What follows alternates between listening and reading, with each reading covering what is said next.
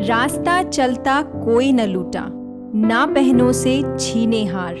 जो भी मिला सो बांट दिया, बहनों को पहनाए भात। चंबल, जहां आज दूर दूर तक सन्नाटा पसरा है और लोग बेखौफ गुजर रहे हैं, सही मायनों में ये इस बात की गवाही है कि 80 सालों तक चला डाकुओं का युग अब समाप्त हो चुका है। चंबल 960 किलोमीटर लंबी नदी भारत की प्रमुख नदियों में से एक है। ये मात्र एक ऐसी नदी है जिसका कुछ भाग उल्टी दिशा में बहता है और इसमें 5 नदियों क्वारी, यमुना, सिंध, पहुज और पचनंदा का संगम होता है।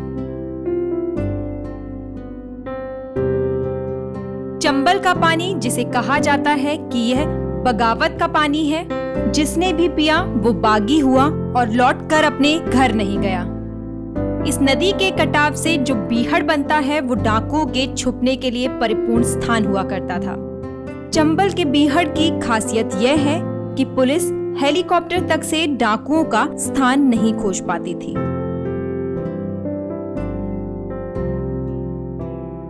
मान सिंह राठौड़, पान सिंह तोमर, मलखान सिंह और हरी सिंह, ये बीहड़ के कुछ वो नाम हैं जिनकी गूंज से कभी थर्राती थी चंबल। लेकिन आज ये नाम किसी के लिए मनोरंजन, किसी के लिए गर्व और किसी के लिए अतीत की तमाम यादें बनकर रह गए हैं।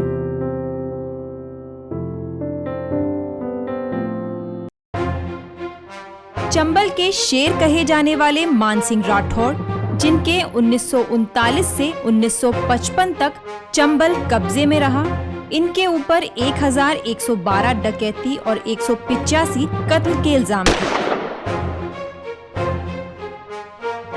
मानसिंह के बारे में कभी अमिताभ बच्चन ने कहा था कि बचपन के दिनों में मुझे मानसिंह का काफी खौफ था और उनके किस्से और कहानियां लगभग हर जगह चर्चा का विषय हुआ करती थी। इस भय के बावजूद इतने साल बाद भी लोग उन्हें गरीबों के मसीहे की तरह ही याद करते हैं और बताते हैं कि उन्होंने गरीबों को उनका हक दिलाने और सहायता करने के लिए हथियार उठाए। मानसिंह की याद में लोगों ने खेड़ा राठौर नाम का एक मंदिर भी बनवाया है, जहां नियमित रूप से पूजा पाठ होता है।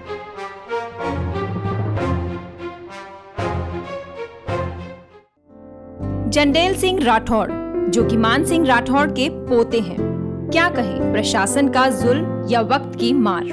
इनका दोष सिर्फ इतना था कि ये एक कुख्यात डकैत के नाती हैं। इस रिश्ते की सजा इन्होंने बिना कसूर 11 साल सलाखों के पीछे काट कर दी तथा इनकी पत्नी व बच्चों ने 11 साल इनसे बिछड़कर।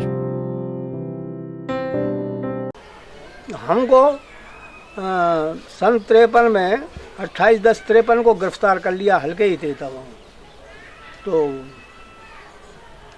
संपूर्णानंद का जमाना था, तो पुलिस बहुत ज़्यादा हम लोगों के परिवार के पीछे पड़ी थी। तो रिश्तेदारी में उदयपुरा रहते थे, तो वहाँ से पकड़ करके तो हमको बेवजह कि ये शायद उनमें फरार नहीं हो जाएं और ये नहीं हो जाएं, तो इसलिए हमें सज़ा करवा दी 11 साल की। तो वहाँ से फिर यहाँ ग्वालियर भी आ गए, यहाँ देवघर वगैरह में रहते थे अपना छिप करके।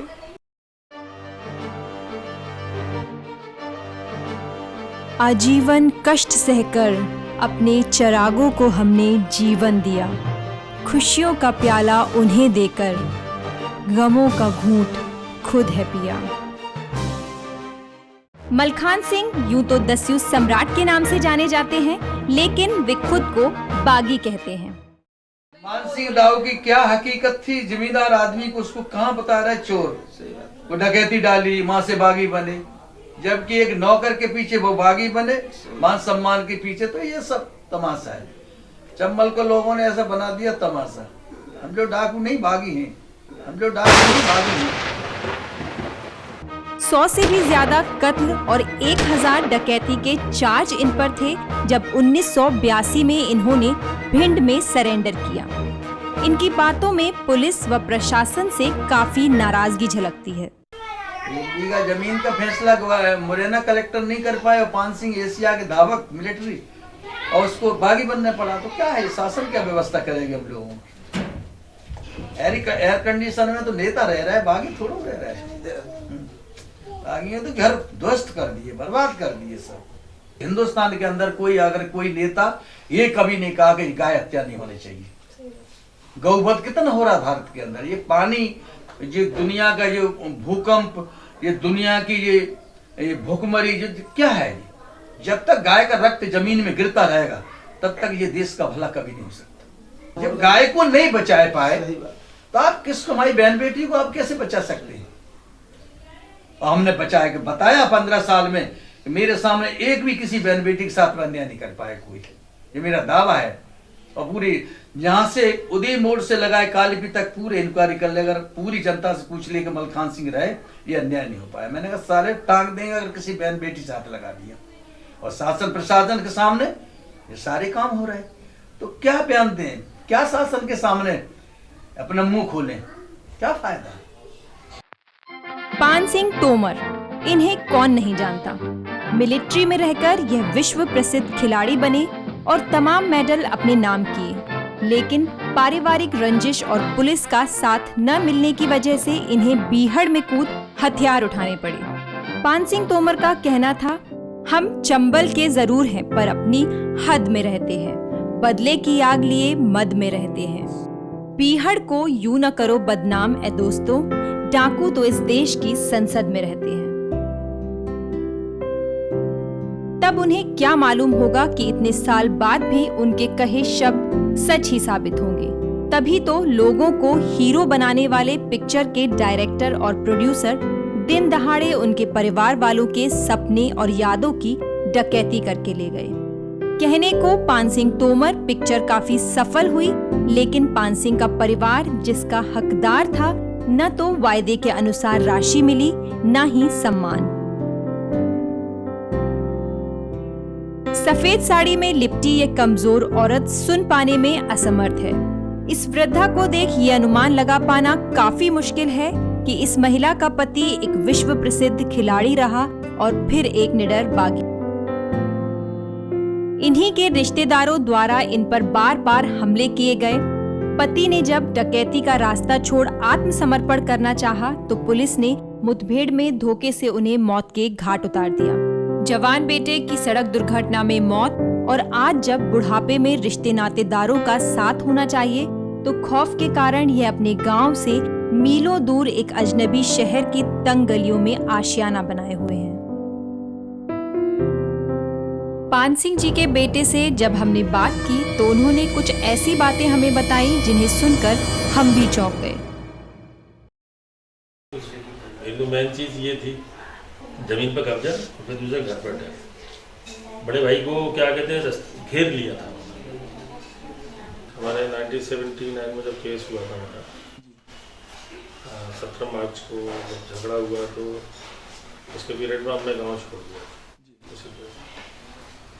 उसी पीरियड में फादर ने, ग्रेजुएशन कर रहा था, उसी पर फादर ने कहा कि आर्मी ज्वाइन कर लो, क्योंकि और जगह परेशानी पैदा हो रही है, पुलिस परेशान हो रही है।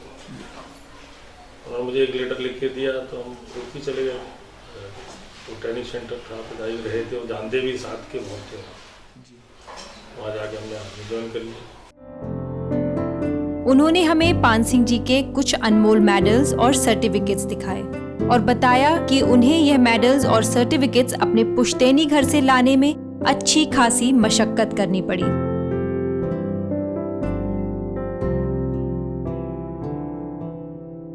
जब वो ये मेडल्स लेने अपने गांव गए तब उन्होंने देखा जिन मेडल्स को पाने के लिए उनके पिता ने अपनी जिंदगी दांव पर लगा दी, बच्चे उन्हीं मेडल से कैरम बोर्ड खेल रहे थे।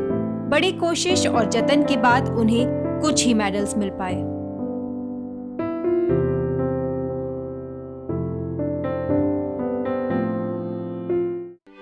हरी सिंह, जो कि चंबल के एक और बागी हैं, इनके सर पर 42 कत्ल और 65 लोगों के नाक व कान काटने के इल्जाम थे। आप 1989 से 1996 तक जेल में रहे। इनका कहना है कि इन्होंने भी हथियार पारिवारिक रंजिश के चलते और पुलिस के सहयोग न देने के कारण उठाए।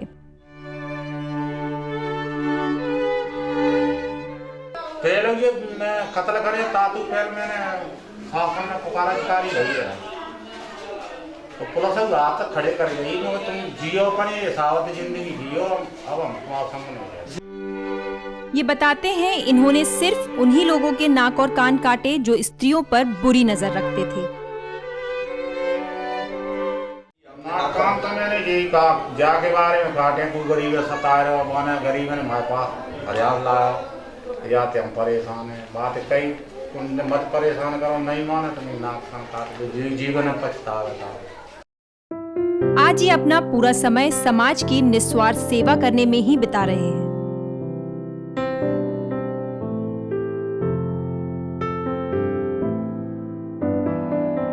अध्ययनों के हिसाब से लोगों के डाकू बनने का कारण दुश्मनी, तिरस्कार, अपेक्षा और बार बार पुलिस से मदद की गुहार करने के बाद भी कोई सहायता न मिलना था। लेकिन अब हालात बदल गए हैं। अब न तो चंबल में डाकू बचे हैं और न ही उनका भय।